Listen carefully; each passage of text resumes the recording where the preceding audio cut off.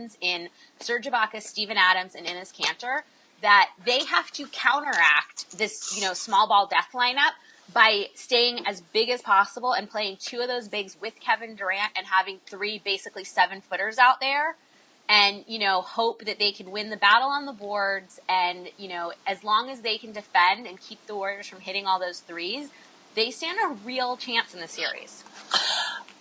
I wanted to ask you a question, and for that question, I won't go off on my tangent on the referee situation because I think you're going to write an article on that. So I'd rather you write your article and maybe we'll address it even further in depth at another time. But is it a little bittersweet as a Thunder fan to see the potential for the Thunder to go to their first finals and not have... No, second. Second? They played the Heat in you're 2012. Right. You're right. Yep, you're right. okay. Okay, second. Second finals. Keep going. Second finals without their coach that took them. Without Scotty Brooks? Without Scott Brooks. Is it a little bit... And do you think that they would have gone to this point with Scott Brooks? All right, that's a better question. Okay, it is a little bittersweet because I personally love Scott Brooks. But no, it's not like, oh my God, Scott Brooks should be here. Like, I'm not sitting around like holding vigils for him or anything. I have to say, and I said, when they hired Billy Donovan, I said, look, I don't like him because he's a Gator and he beat UCLA twice in the Final Four, but in Sam Presti, I trust. And after seeing what Billy Donovan has done in this playoffs, I don't think the Thunder would be here with Scott Brooks right now. And I hate to say it because I love Scott Brooks. I think Billy Donovan he's been really innovative. He has made changes. He has mixed things up. And that was one of the biggest criticisms about Scott Brooks. Scott Brooks said, this is my lineup. These are my rotations. And he didn't change anything. Billy Donovan, about halfway through the season, he basically said, we can't play our bench all at once. Like, we need to have Durant or Westbrook on the floor at all times. I don't know how he did it, but he convinced both of them, especially Durant, to change all of his normal rest patterns and take a totally different, kind of schedule than he'd ever had before. Durant now has a lot more ball handling responsibilities, which turnovers are an issue, but I think, that's going to be his big thing to work on. But I think he likes handling the ball. I really think he likes that. I feel like, doing that in the regular season was key.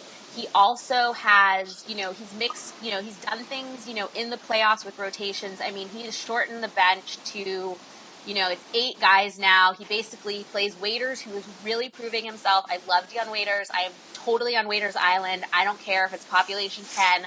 I am still on it. Enes Kanter, who, yes, he's not the best defender.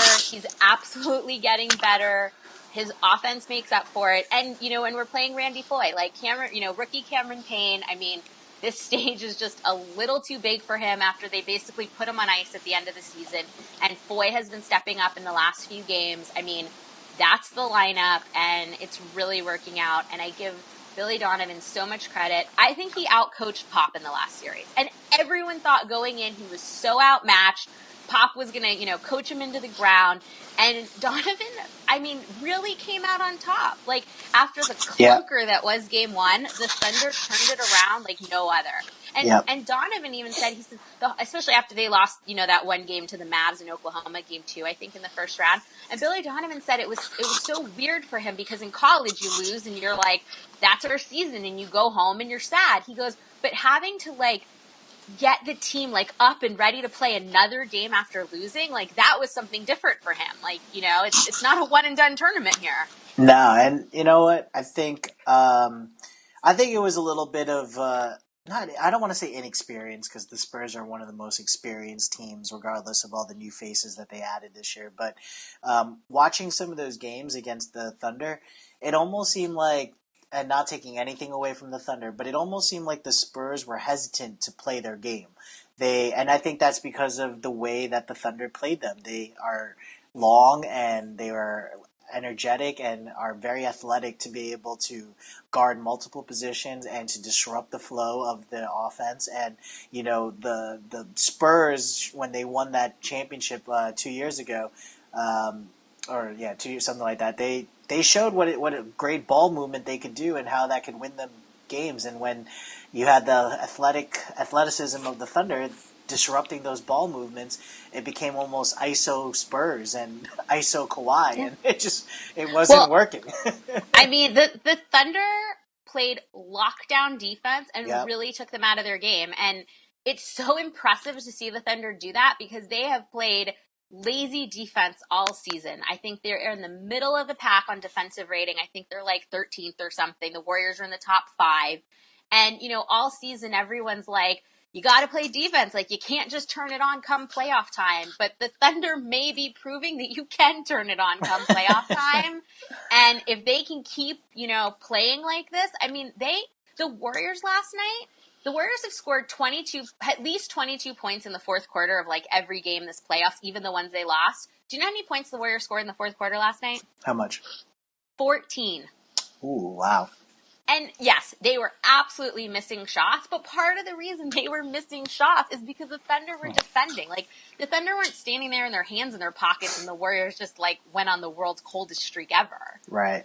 Well, So, by the time this podcast goes up, game 2 will probably be done or in the middle of going on. yep.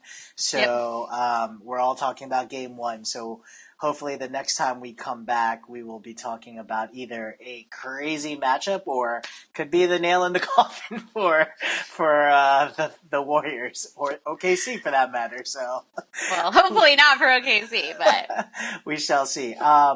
I don't think we can get into the last topic that I really wanted to touch upon. but we teased it so much. We teased it so much, so you know what? That's always a great. Stay tuned for next time. The big topic, and I want to pose it out there so that maybe when we do talk about it again next time, we can talk about some of our listeners' opinions as well, which is, do referees, are they disciplined enough when they miss calls, and if not, should they be fined?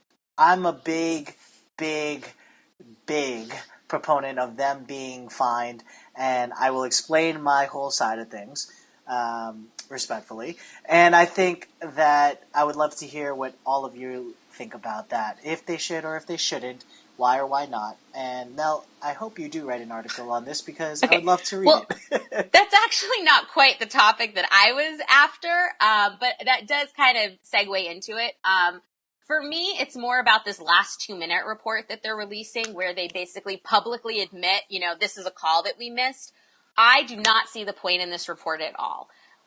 Players have said it, coaches have said it. It's, it's part of sports. Like, referees are humans. They're gonna make mistakes. They're gonna miss calls. And honestly, I'm glad they missed calls because if they didn't, this game would be a cricket match. It would take 3 days if they called every single foul out there because these guys are fouling each other left and right. Nobody keeps their hands to themselves. So I feel like I do agree that, it's important to get the call right. But I feel like the NBA coming out and, releasing this report and admitting we missed this call, we missed this call, we missed this call, what's the point? You can't change the outcome. You can't do anything about it. It kind of rubs salt in the wounds. It perpetuates the conversation about missed calls. And, it validates these people that are, fans and wives and players that are bitching about, they missed this call. Okay, you're right, they did. But what's going to happen now? You're not going to replay the game. It's not going to change the outcome. Like, it is what it is. I have a problem with the fact that we only care about the last 2 minutes. And Dwayne Wade actually made this comment as well. There are 46 minutes before the last 2 minutes that matter. If only the last 2 minutes mattered, why don't we just play a 2-minute game? Like, why do we play 48 minutes if we only care about 2? So if they're going to review something and they're going to talk about all the missed calls and the this and the that, then you need to do it for the whole game. Like, what is the point of releasing the last 2 minutes? Well, I think it's more for transparency reasons. Whether or not it can change or affect the game, is up to subjective thinking because who knows? Maybe players and referees will look at these reports after they've been public and say, maybe I could have done better next time. Well, I agree it is for transparency, but I think it should be transparency within the referee community and within the NBA community. Like, if they wanted to give these reports to the teams, I'm totally on board with that. Like, the team should know how they're being graded and things like that. But I feel like releasing it to the fans and the media and the public, that's where I don't see a point. I mean, they're basically just saying, here's all the ways that we messed up. And they're saying, like, I feel like that, like, takes away, like, their credibility. Like, if we get to the point where if every game has a last 2-minute report saying the refs missed all these calls, then, I mean, why do we even, what's the point of these refs? They all suck. I'm not saying that they do. I'm just saying that, like, they're going to miss calls. It's an inevitability. It's never going to not happen. And I think that we have to be okay with it, but I don't think we should be publicizing it. And that's where my point will be when we come back next time. We can save that for a summer conversation when we have nothing else to talk about because there's no games going on. So expect a big referee debate coming up soon. We shall see how the next 2 weeks go, but if we have a light topic conversation for next one, yeah. I'm going to go right into this one because... All right. Anyway. Well, maybe I'll put out a piece before then. So other things to check out on our website, I posted the how much does an NBA win cost, so you can see NBA wins as a function of salary, and you can see who got the best deal, not surprising, and who had the worst deal, also not surprising. But check out the teams in the middle. Some of those might surprise you. So check that out on mi83network.com and follow us on social media. I am at Melanie, MELANIE 4816, and Ryan is Ryepeso, RYEPESO, and you can follow me also on Twitter, Instagram. I'm also on Snapchat for all you lovely Snapchatters out there. Is that new? Did you just get Snapchat? Yeah, like maybe a couple weeks ago, maybe a month now. I downloaded it. So I use the same name on everything too. I downloaded Snapchat. I cannot figure it out for the life of me. So we'll see how long it is until I delete it. So there you go. There's Fans, that. go to see Melanie, whatever her Snapchat is, and go try and give her some tutorials on how to do Snapchat. So we shall catch up next time. Bye, guys. Bye, guys.